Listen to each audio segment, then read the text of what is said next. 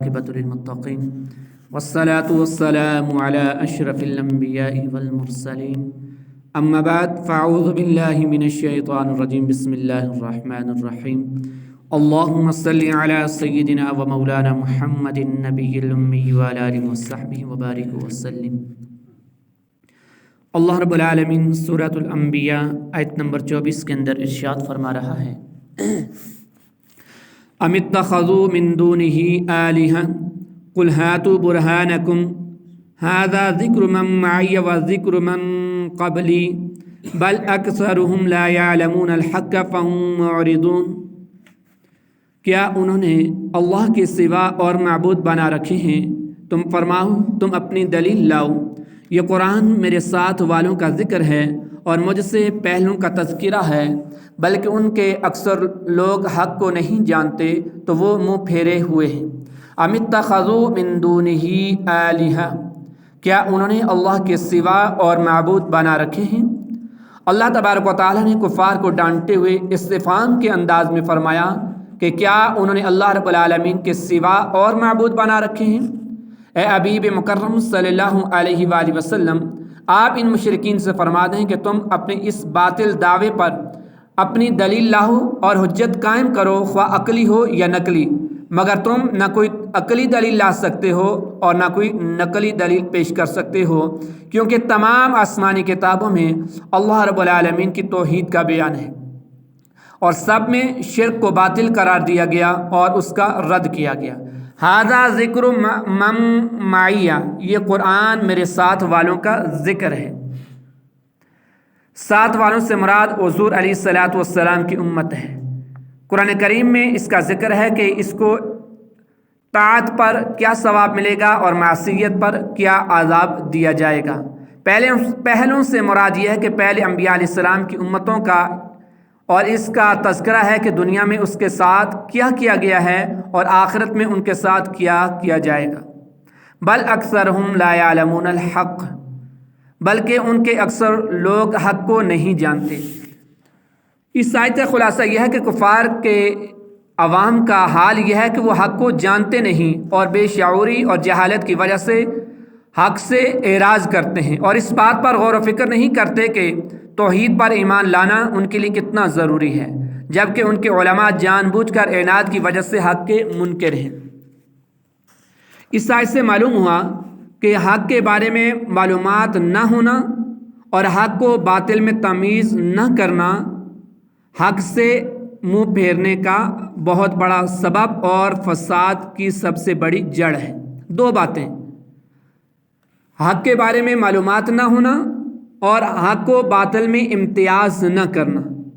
تو جب یہ دو باتیں جمع ہو جاتی ہیں، تو جیسے کفار کے اندر یہ دو باتیں جمع ہوئیں تو نتیجہ کیا نکلا کہ لوگوں نے کفر کیا، شرک عظیم کیا، فساد میں مبتلا ہو گئے، اور بعض افراد منافقت کی بدترین مرض کے اندر مبتلا ہو گئے، اور بعض مسلمان جب انہوں نے ان دو چیزوں کے اندر فرق نہیں کیا، حق اور باطل اور حق کی پہچان، تو ریاکاری کا شکار ہوئے، نفسانی خواہشات کی پیروی کرنے لگے، دنیا کی محبت کے اندر گرفتار ہوئے، اور بعض پڑھے لکھے جاہل حضرات اپنے مسلمان ہونے کا دعویٰ کرنے کے باوجود اسلام کے احکام اور ان کی حکمتوں سے ناواقف ہونے کی وجہ سے پرنٹ، الیکٹرانک میڈیا اور بطور خاص سوشل میڈیا پر اسلامی احکام اور اسلامی اقتدار پر اعتراض کرنے اور انہیں انسانیت کے برخلاف ثابت کرنے میں مصروف ہیں۔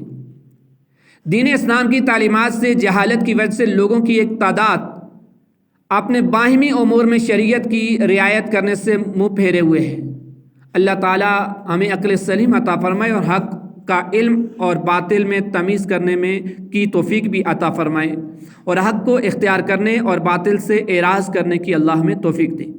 وما ارسلنا من قبلک من رسول الا نوحی الیہ انہ لا الہ الا انا فاعبدون، اور ہم نے تم سے پہلے کوئی رسول نہ بھیجا مگر یہ کہ ہم اس کی طرف وحی فرماتے رہے کہ میرے سوا کوئی معبود نہیں، تو میری ہی عبادت کرو۔ وما ارسلنا من قبلک من رسول الا، اور ہم نے تم سے پہلے کوئی رسول نہ بھیجا ارشاد فرمایا کہ نبی مکرم صلی اللہ علیہ وآلہ وسلم ہم نے آپ سے پہلے جس امت کی طرف کوئی رسول اور نبی بھیجا ہم اس کی طرف وحی فرماتے رہے کہ زمین و آسمان میں میرے علاوہ کوئی معبود نہیں جو عبادت کیے جانے کا مستحق ہو، اخلاص کے ساتھ میری عبادت کرو اور صرف مجھ ہی سے مدد مانگو اور صرف مجھے ہی معبود مانو۔ وقالوا اتخذ الرحمن ولدا سبحانه بل عباد مکرمون لا يسبقونه بالقول وهم بأمره يعملون۔ اور کافروں نے کہا رحمان نے اولاد بنا لی، وہ پاک ہے بلکہ فرشتے عزت والے بندے ہیں، وہ کسی بات میں اللہ تعالیٰ سے سبقت نہیں کرتے اور وہ اس کے حکم پر عمل کرتے ہیں۔ وقالو، اور کافروں نے کہا۔ اس آیت کا شان نزول یہ ہے کہ یہ آیت خزاع قبیلے کے بارے میں نازل ہوئی جنہوں نے فرشتوں کو خدا کی معاذ اللہ بیٹیاں کہا تھا۔ ان آیات مقدسہ کا خلاصہ یہ ہے کہ کافر فرشتوں کو اللہ تعالیٰ کی اولاد قرار دیتے ہیں، جبکہ اللہ تعالیٰ کی ذات اس سے پاک مبرہ ہے کہ اس کی اولاد ہو۔ فرشتے اللہ تعالیٰ کی اولاد نہیں بلکہ وہ اس کے برگزیدہ اور مکرم بندے ہیں، وہ کسی بات میں اللہ تبارک و تعالیٰ سے سبقت نہیں کرتے، صرف وہی بات کرتے ہیں جس کا اللہ تعالیٰ انہیں حکم دیتا ہے، اور وہ کسی اعتبار سے اللہ تعالیٰ کے حکم کی مخالفت نہیں کرتے بلکہ اس کے ہر حکم پر عمل کرتے ہیں۔ یعلم ما بین ایدیہم وما خلفہم ولا یشفعون الا لمن ارتضی وہم من خشیتہ مشفقون۔ وہ جانتا ہے جو ان کے آگے ہے اور جو ان کے پیچھے ہے، اور وہ صرف اسی کی شفاعت کرتے ہیں جسے اللہ پسند فرمائے اور وہ اس کے خوف سے ڈر رہے ہیں۔ یعلم ما بین ایدیہم، وہ جانتا ہے جو ان کے آگے ہے۔ اس آیت کی تفسیر میں ایک قول یہ ہے کہ جو کچھ فرشتوں نے کیا اور جو کچھ وہ آئندہ کریں گے سب کچھ اللہ رب العالمین کو معلوم ہے۔ ولا یشفعون الا لمن ارتضی، اور وہ صرف اسی کی شفاعت کرتے ہیں جسے اللہ پسند فرمائے۔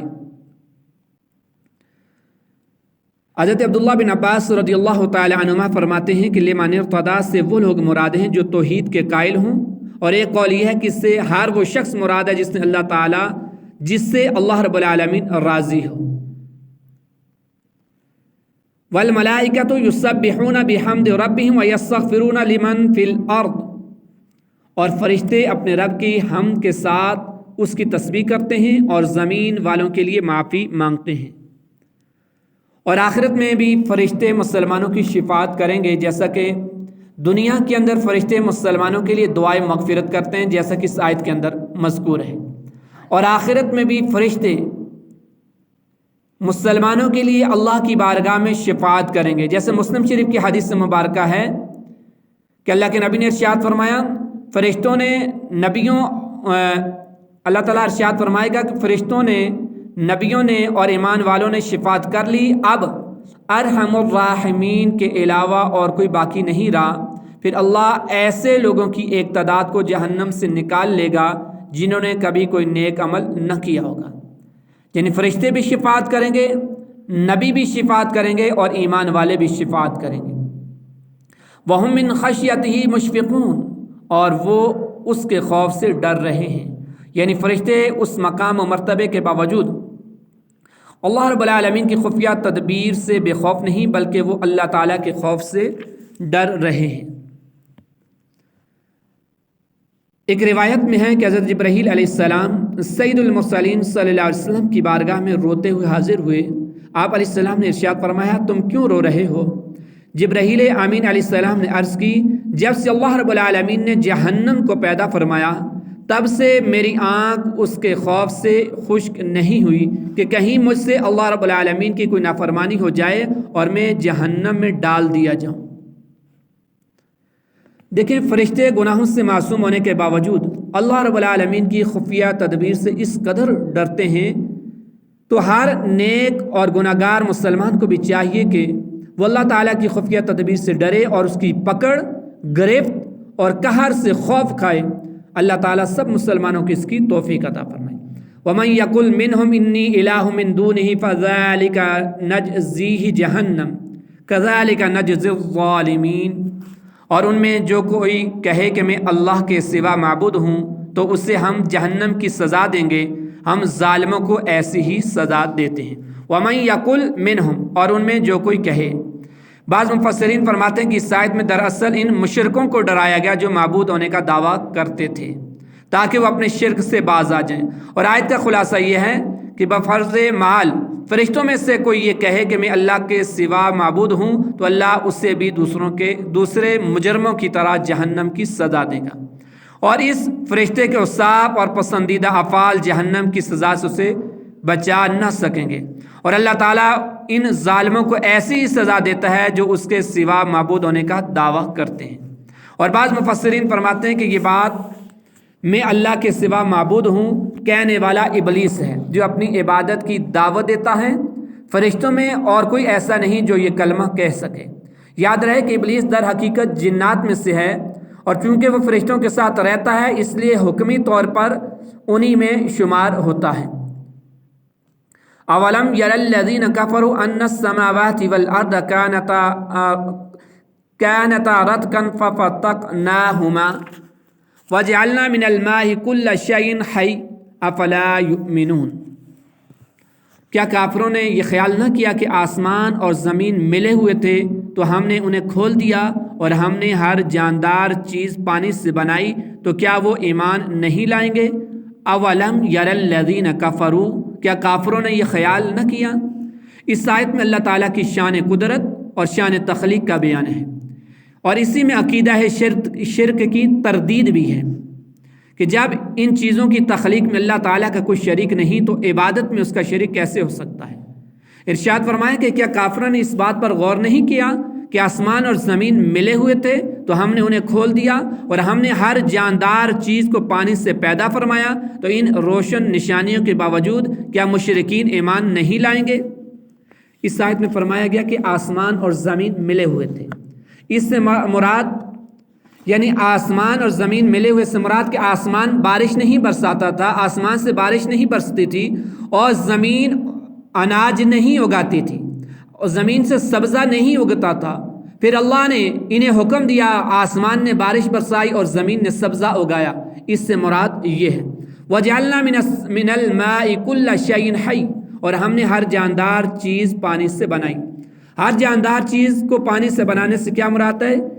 اس کے متعلق بعض مفسرین نے فرمایا کہ اللہ تعالیٰ نے پانی کو جانداروں کا حیات کا سبب بنایا ہے۔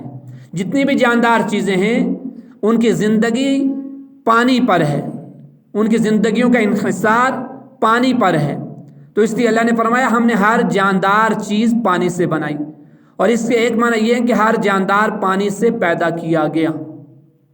وَجَعَلْنَا فِي الْأَرْضِ رَوَاسِيَ أَن تَمِيدَ بِهِمْ وَجَعَلْنَا فِيهَا فِجَاجًا سُبُلًا لَعَلَّهُمْ يَهْتَدُونَ وَجَعَلْنَا السَّمَاءَ سَقْفًا مَحْفُوظًا وَهُمْ عَنْ آيَاتِهَا مُعْرِضُونَ، اور زمین میں ہم نے مضبوط لنگر ڈال دیے تاکہ لوگوں کو لہ کر حرکت نہ کرتی رہے، اور ہم نے اس میں کشادہ راستے بنائے تاکہ وہ راستے پالیں، اور ہم نے آسمان کو ایک محفوظ چھت بنایا اور وہ لوگ اس کی نشانیوں سے منہ پھیرے ہوئے ہیں۔ وَجَعَلْنَا فِي الْأَرْضِ رَوَاسِيَ، اور زمین میں ہم نے مضبوط لنگر ڈال دیے۔ اس آیت کریمہ کا خلاصہ یہ ہے کہ اللہ تعالیٰ نے زمین میں مضبوط پہاڑ قائم کر دیے تاکہ زمین جم جائے، ٹھہری رہے اور غیر متوازن حرکت نہ کرے، اور لوگ اس پر آرام و سکون کے ساتھ چل سکیں، اور اللہ تعالیٰ نے اس میں کشادہ راستے بنائے تاکہ لوگ اپنے سفروں میں راستے پالیں اور جن مقامات کا ارادہ کریں وہاں پہنچ سکیں۔ وَجَعَلْنَا السَّمَاءَ سَقْفًا مَحْفُوظًا، اور ہم نے آسمان کو ایک محفوظ چھت بنایا، یعنی اللہ تعالیٰ نے آسمان کو ایک گرنے سے محفوظ چھت بنا لیا۔ اور کافروں کا حال یہ ہے کہ وہ آسمانی کائنات، سورج، چاند، ستارے اور اپنے اپنے افلاک میں ان کی حرکتوں کی کیفیات اور اپنے اپنے مطالعے سے ان کے طلوع اور غروب اور ان کے حوال کے عجبات جو عالم کو بنانے والے کے وجود، اس کی وحدت اور اس کی قدرت اور حکمت کے کمال پر دلالت کرتے ہیں، ان سب سے اعراض کرتے ہیں اور ان دلائل سے فائدہ نہیں اٹھاتے۔ اللہ رب العالمین ہمیں ان آیات مقدسہ میں غور کرنے، اللہ رب العالمین کی تخلیق میں غور و تفکر کر کے اللہ رب العالمین نے جو عجبات ان کے اندر رکھے ہیں ان کو سمجھنے کی توفیق عطا فرمائے۔ رب کائنات ہمیں زیادہ سے زیادہ اپنی معرفت نصیب فرمائے۔ وما علیہ الا البلاغ۔